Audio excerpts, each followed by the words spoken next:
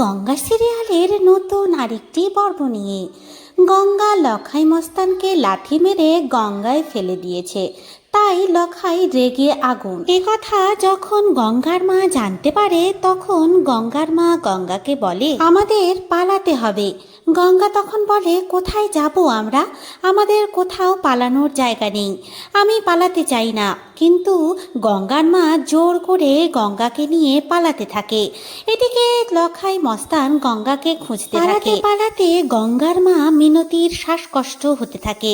তখন গঙ্গা মিনতিকে নিয়ে হাসপাতালে ছুটে যায়। সেখানে অহনা গঙ্গাকে দেখে নেয়, আর গঙ্গা যে অহনাকে অপমান করেছিল সেটা অহনা ভাবতে থাকে। এরপর অহনা গঙ্গার কাছে এসে বলে এটা ভিক্ষা দেওয়ার সময় নয়। গঙ্গা হাত জোর করে অহনাকে বলে তার মায়ের চিকিৎসা করার জন্য, কিন্তু অহনা সিকিউরিটিকে ডেকে গঙ্গাকে বার করে দিতে